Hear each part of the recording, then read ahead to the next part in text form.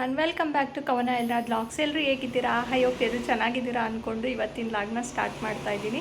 ಮಗನ ಸ್ಕೂಲಿಗೆ ಬಿಟ್ಟು ಬಂದಿದ್ದಾಯಿತು. ಮನೆ ಕೆಲಸ ಎಲ್ಲ ಮುಗಿಸ್ಕೊಂಡೆ. ಅವನಿಗೆ ಬಿಟ್ಟು ಬಂದಮೇಲೆ ನೆಲ ಎಲ್ಲ ಒರೆಸ್ಬೇಕಿತ್ತು, ಒರೆಸ್ಕೊಂಡು ದೇವ್ರ ಮನೆ ಎಲ್ಲ ಕ್ಲೀನ್ ಮಾಡ್ಕೊಂಡಿದ್ದೀನಿ. ಇವಾಗ ಪೂಜೆ ಮಾಡಬೇಕು. ಪೂಜೆ ಮಾಡಿಬಿಟ್ಟು ಟಿಫನ್ ಮಾಡ್ಕೊಬೇಕು. ಇನ್ನೂ ಟಿಫನ್ ಮಾಡಿಲ್ಲ. ಇವಾಗ ಪೂಜೆ ಮಾಡ್ಕೊಳಕ್ಕೆಲ್ಲ ವಾಶ್ ಮಾಡಿ ಇಟ್ಟಿದ್ದೀನಿ. ಪೂಜೆಗೆಲ್ಲ ರೆಡಿ ಮಾಡ್ಕೊಂಡು ಪೂಜೆ ಮಾಡ್ತೀನಿ.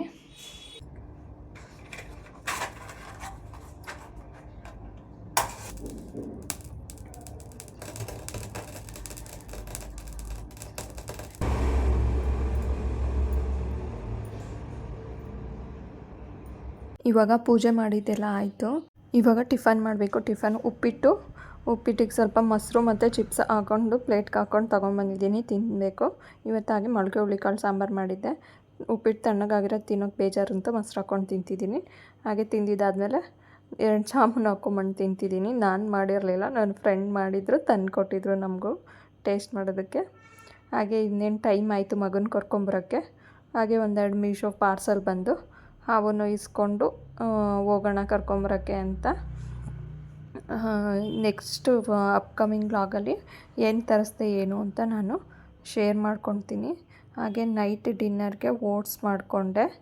ನಿಮಗೆಲ್ಲ ಒಂದು ರೆಸಿಪಿ ಶೇರ್ ಮಾಡೋಣ ಅಂದ್ಕೊಂಡಿದ್ದೀನಿ. Healthy recipe. ರೊಟ್ಟಿ, ಚಪಾತಿ, ದೋಸೆ ಜೊತೆ ಎಲ್ಲ ತಿನ್ಬೋದು. ಹಾಗೆ ರೈಸ್ ಜೊತೆನೂ ತಿನ್ಬೋದು. ದೊಡ್ಡ ಪತ್ರೆ ಸಾಂಬಾರು ತೋರಿಸಿದ್ದೆ. ನನ್ನ ಫ್ರೆಂಡ್ ಒಬ್ಬರು ಕೇಳ್ತಿದ್ದಾರೆ ದೊಡ್ಡ ಪತ್ರೆ ಚಟ್ನಿ ಯಾವ ಥರ ಮಾಡೋದು ತೋರಿಸಿ ಅಂತ. ಹಾಗಾಗಿ ನಾನು ಈ ಲಾಗಲ್ಲಿ ಒಂದು ದೊಡ್ಡ ಪತ್ರೆ ಚಟ್ನಿ ರೆಸಿಪಿನೂ ಕೂಡ ಶೇರ್ ಮಾಡ್ಕೊತಾ ಇದ್ದೀನಿ. ನಮ್ಮ ಟೆರೇಸಲ್ಲಿ ಚೆನ್ನಾಗಿ ಬೆಳೆಯುತ್ತೆ ಯಾವಾಗಲೂ ದೊಡ್ಡ ಪತ್ರೆ. ಫ್ರೆಶ್ಶಾಗಿ ಕಿತ್ಕೊಂಬಂದು ವಾಶ್ ಮಾಡಿಬಿಟ್ಟು ಇದನ್ನು ಫ್ರೈ ಮಾಡ್ಕೊಬೇಕು. ಫ್ರೈ ಮಾಡೋದು ಹೇಗೆ ಅಂತ ಎಲ್ಲ ಮುಂಚೆನೇ ನಿಮಗೆ ಗೊತ್ತಾಗಿದೆ. ದೊಡ್ಡ ಪತ್ರೆ ಸಾಂಬಾರು ಮಾಡುವಾಗಲೇ ಗೊತ್ತಿಲ್ಲದೆ ಇರೋರು ನೋಡಿ ಈ ಥರ ಸಾಫ್ಟಾಗಿ ಆಗಬೇಕು. ರಫ್ ಇರೋ ಅಂಥ ದೊಡ್ಡ ಪತ್ರೆ ಸಾಫ್ಟಾಗಿ ಈ ಥರ ಆಗುತ್ತೆ. ಅಲ್ಲಿವರೆಗೂ ಚೆನ್ನಾಗಿ ಫ್ರೈ ಮಾಡ್ಕೊಬೇಕು.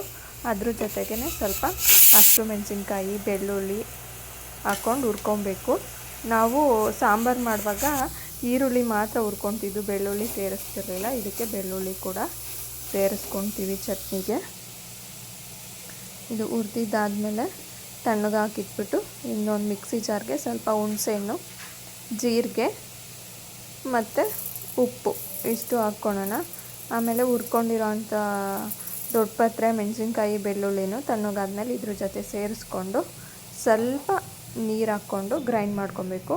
ನೀರು ಹಾಕ್ಕೊಂಡಿದ್ರು ನಡೆಯುತ್ತೆ, ತುಂಬ ಗಟ್ಟಿಗಿರೋದು ಬೇಡ, ಸ್ವಲ್ಪ ನೀರು ಥರ ಇರಲಿ ಅನ್ನೋರು ಸ್ವಲ್ಪ ಈ ಥರ ಸ್ವಲ್ಪ ವಾಟರ್ ಸೇರಿಸ್ಕೊಂಡು ಚೆನ್ನಾಗಿ ಗ್ರೈಂಡ್ ಮಾಡ್ಕೊಳ್ಳೋಣ. ಇದು ಗ್ರೈಂಡ್ ಆದಮೇಲೆ ಇದಕ್ಕೆ ಸ್ವಲ್ಪ ಒಗ್ಗರಣೆ ಹಾಕ್ಕೊಬೋದು. ಒಗ್ಗರಣೆ ಬೇಡ ಅನ್ನೋರು ಹೀಗೆ ತಿನ್ಬೋದು.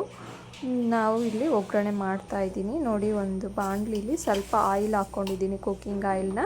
ಇದಕ್ಕೆ ಸಾಸಿವೆ, ಕಟ್ ಮಾಡ್ಕೊಂಡಿರೋ ಅಂಥ ಬೆಳ್ಳುಳ್ಳಿ, ಹಾಗೆ ಸ್ವಲ್ಪ ಕರ್ಬೇವಿನ ಸೊಪ್ಪು, ಕಟ್ ಮಾಡ್ಕೊಂಡಿರೋ ಆನಿಯನ್ನು ಇಷ್ಟು ಹಾಕ್ಬಿಟ್ಟು ಸ್ವಲ್ಪ ಫ್ರೈ ಆದಮೇಲೆ ಚೆನ್ನಾಗಿ ಫ್ರೈ ಆಗಬೇಕು.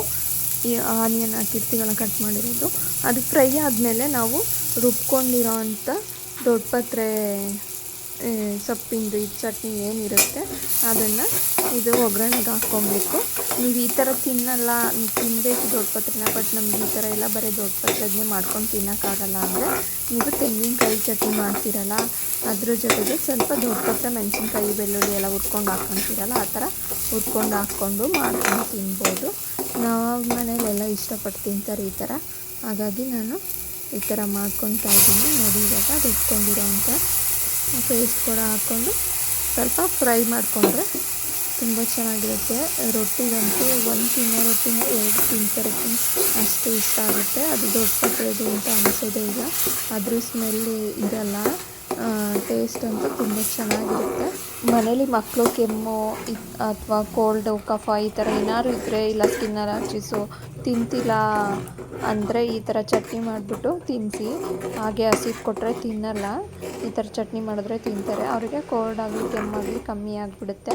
ಆಮೇಲೆ ಇಮ್ಯುನಿಟಿ ಚೆನ್ನಾಗಿ ಬೂಸ್ಟ್ ಆಗುತ್ತೆ ಇದನ್ನು ತಿನ್ನೋದ್ರಿಂದ. ಯಾರು ತಿಂದು ಏನು ಪ್ರಾಬ್ಲಮ್ ಆಗೋಲ್ಲ, ಹೆಲ್ತಿಗಂತೂ ತುಂಬ ಒಳ್ಳೆಯದು. ಯಾರ್ದದು? ಏನದು? ನಿಂಗೆ ಎಷ್ಟು ಇಷ್ಟ ಅದು? ನೀನು ಚಿಕ್ಕ ಪಾಪನ ಅದ್ರಲ್ಲಿ ಆಡೋಕ್ಕೆ, ಚಿಕ್ಕ ಮಕ್ಳು ಅದ್ರಲ್ಲಿ ಆಡೋದು. ನೀನಲ್ಲೇ ದೊಡ್ಡನಾಗಿದ್ದೀಯಾ? ಹೇಳು, ಏನೋ ಹೇಳ್ತಿದ್ದೆಲ್ಲ. ಲಿಶುನ ಹತ್ರ ಇದೆಯಾ? ಈಗ ನಿನ್ನ ಹತ್ರನೂ ಬಂತಲ್ಲ, ಖುಷಿನಾ? ಯಾರು ಕೊಡ್ಸಿದ್ದು? ಖುಷಿ ಆಯ್ತಾ? ಅಮ್ಮಂಗೆ ಏನು ಕೊಡ್ತೀಯಾ? ಅದಕ್ಕೆ ಅಮ್ಮಂಗೆ ಏನು ಇನ್ನೊಂದು ಗಿಫ್ಟ್ ಕೊಡ್ತೀಯಾ?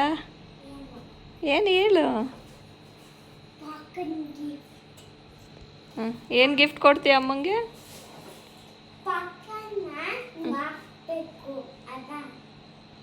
ಏನಾಗುತ್ತೆ ಹಂಗೆ ಹಾಕಿದ್ರೆ? ಸರಿ, ಈಗ ಓಪನ್ ಮಾಡು, ತೋರಿಸು ಹೇಗಿದೆ ಅಂತ. ಕರೆಕ್ಟಾಗಿ ಕೂತ್ಕೋ ಫಸ್ಟು. ಈ ಕಡೆ ಕೂತ್ಕೋ. ಇಲ್ಲಿ ದೇವ್ರ ಮನೆ ಒಳಗೆ ಹೋಗ್ಬಿಡ್ತೀಯ ಬಿಟ್ರೆ.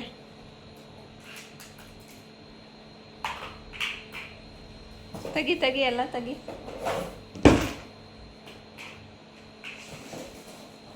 ಈಗ ಹೇಳಿದ್ದು ಕೇಳ್ಕೊಂಡು ಹೋಮ್ವರ್ಕ್ ಎಲ್ಲ ಬರಿಬೇಕು, ಗೊತ್ತಾಯ್ತಾ?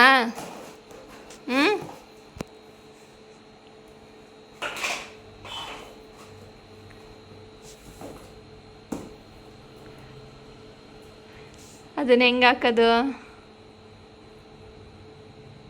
ಓ, ಎಲ್ಲ ನೋಡ್ಕೊಂಡವ್ರೆ ಹೇಗೆ ಹಾಕೋದು ಅಂತ. ಗುಡ್. ಆಮೇಲೆ ಫಸ್ಟ್ ಯಾವುದು? ಅದನ್ನ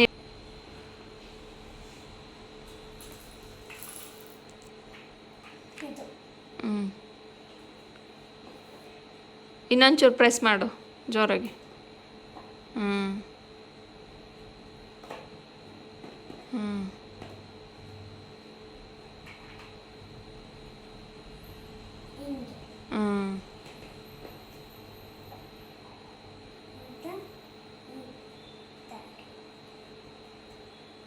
ಯಾವ್ಯಾವ ಕಲರ್ ಐತೆ?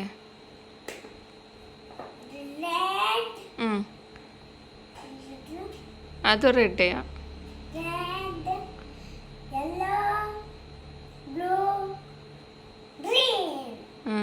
ನೆಕ್ಸ್ಟ್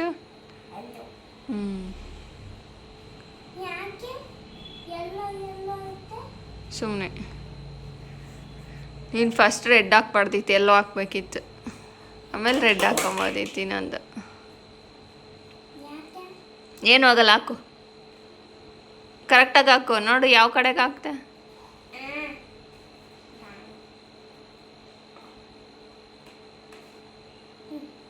ನೆಕ್ಸ್ಟ್ ಹಾಕು. ಈ ಕಡೆಗೆ ನಮಗೂ ತೋರಿಸು. ಪ್ರೆಸ್ ಮಾಡು ಅಷ್ಟೆ. ಸರಿಯಾಗಿ ಹಾಕಿಲ್ಲ ನೀನು. ಫಸ್ಟ್ ಇದನ್ನ ಹಾಕು. ಅದನ್ನ ಹಾಕು.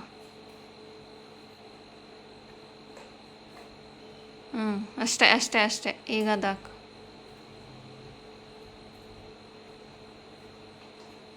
ಅಷ್ಟೇ ಅಷ್ಟೇ. ಈಗ ಬಾಲ್ ಓಪನ್ ಮಾಡ್ಕೊ. ನಮ್ಮ ಕಡೆಗೆ ಒಂಚೂರು ಕಾಣಿಸಂಗಿಡು, ಹಿಂದಕ್ಕೆ ಇಡ್ಕೊ.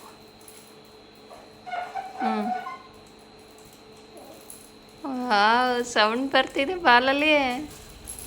ಐ, ಖುಷಿ ಆಗ್ತಿದೆಯಾ? ಎಷ್ಟು ಖುಷಿ ಆಗ್ತಿದೆ?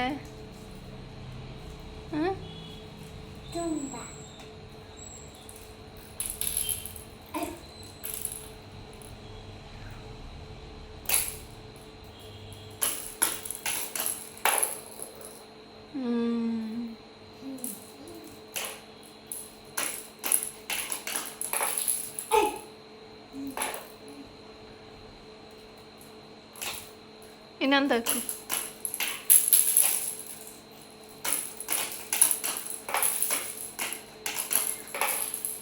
ಕ್ರಾಸ್ ಆಗೈತೆ ಒಂಚೂರು, ನಿನ್ನ ಕಡೆ ಕ್ರಾಸ್ ಆಯ್ತು, ಅದಕ್ಕೆ ನಿಂಗೆ ಈಚೆ ಬರ್ತಾವೆ.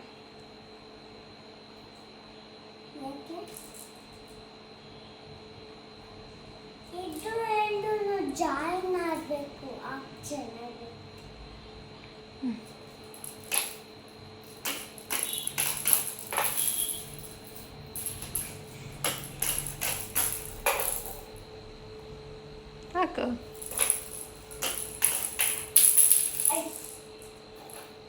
ನಿನ್ನ ಬರ್ತಡೇಗೆ ಅಮ್ಮ ಇನ್ನೇನು ಕೊಡ್ಸಲ್ಲ, ಇದೇ ಗಿಫ್ಟು. ಹಾಂ, ಡ್ರೋನ್ ಯಾರು ಕೊಡ್ಸೋರು? ಕೊಡ್ಸೋಸ್ಕ ನಂದು ಇದೆ ಗಿಫ್ಟು ಬರ್ತಡೇಗೆ.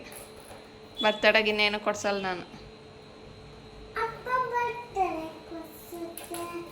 ಅಪ್ಪನ ಕೈಲಿ ಕೊಡ್ಸ್ಕ ಬರ್ತಡೇಗೆ ಇನ್ನೇನಾರು. ಓಕೆ, ಅಮ್ಮಂದೊಂದು ಸ್ಮಾಲ್ ಗಿಫ್ಟ್. ಖುಷಿ ಆಯ್ತಾ? ಏನು ಹೇಳ್ತೀಯಾ? ವೆಲ್ಕಮ್ ಮಗನೇ. ಇಲ್ಲಿ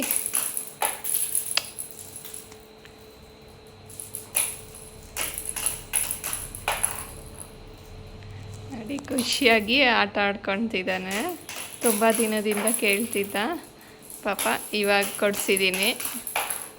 ಎಷ್ಟು ದಿನ ಆಟ ಆಡ್ತಾನೋ ಗೊತ್ತಿಲ್ಲ ಇದರಲ್ಲಿ. ನೋಡೋಣ, ತುಂಬ ದಿನ ಆಟ ಆಡ್ತಾನಂತೆ. ನೋಡ್ತೀನಿ ಎಷ್ಟು ದಿನ ಆಟ ಆಡ್ತಾನೆ ಅಂತ. ಇವಾಗ ಹೋಮ್ವರ್ಕ್ ಬರೀ ತೆಗ್ದಿಡು, ಆಮೇಲೆ ಆಟ ಆಡಿ. ಹೋಮ್ವರ್ಕ್ ಬರ್ದಾದ್ಮೇಲೆ ಅದು ಕವರ್ ಹಾಳು ಮಾಡಬೇಡ. ಬಾಲ್ ಹಾಕ್ಕೊಳಕ್ಕೆ ಇಟ್ಕ. ಅದ್ರೊಳಗೆ ಹಾಕಿದ್ಯಾ ಅನ್ಸುತ್ತೆ, ಬಾಕ್ಸ್ ಒಳಕ್ಕೆ ಬಾಲ್ ಇತ್ತಲ್ಲ, ಅದು ಕವರು, ಅದಕ್ಕೆ ಹಾಕಿಟ್ಕ ಬಾಲ್ನ. ಅಲ್ಲಿರಲ್ಲ, ಇಟ್ಟರೆ ಬಿದ್ದೋಗ್ತವೆ. ಇಲ್ಲ ಕೆಳಗಿಡಬೇಕು. ಅಲ್ಲಿಡು.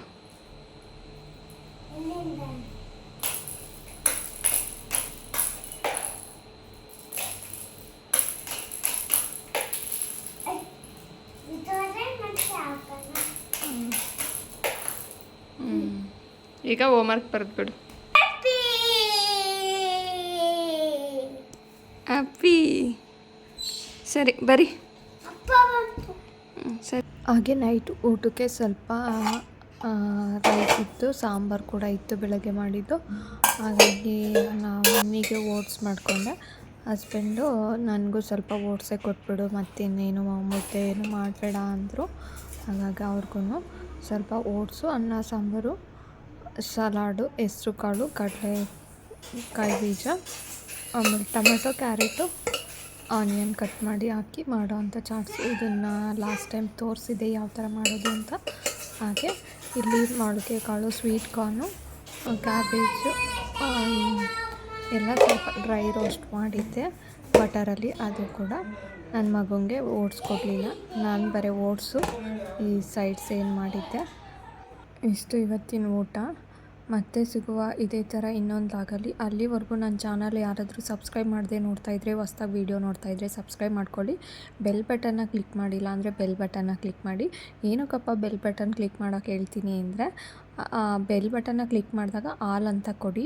ನಾನು ಯಾವುದೇ ವೀಡಿಯೋ ಹಾಕಿದ್ರೂ ನಿಮಗೆ ನೋಟಿಫಿಕೇಷನ್ ಬರುತ್ತೆ. ಕೆಲವರು ನನಗೆ ನೋಟಿಫಿಕೇಷನ್ನೇ ಆಗಲ್ಲ ಅಂತ ಹೇಳ್ತೀರಾ. ನೀವು ಆಲ್ ಅಂತ ಕೊಟ್ಟರೆ ಮಾತ್ರ ನಾನು ವೀಡಿಯೋ ಅಪ್ಲೋಡ್ ಮಾಡಿದಾಗ ನೋಟಿಫಿಕೇಷನ್ ಬರೋದು. ನಾನು ಮಾಡಿದ ತಕ್ಷಣವೇ ಬರುತ್ತೆ, ಅಪ್ಲೋಡ್ ಮಾಡಿದ ತಕ್ಷಣ. ಮತ್ತೆ ಸಿಗುವ ಇದೇ ಥರ ಇನ್ನೊಂದು ಲಾಗಲ್ಲಿ. Thank you, take care, bye bye. Video ಕೊನೆವರೆಗೂ ನೋಡೋದಕ್ಕೆ ಥ್ಯಾಂಕ್ ಯು ಸೋ ಮಚ್. ಮತ್ತೆ ಸಿಗುವ.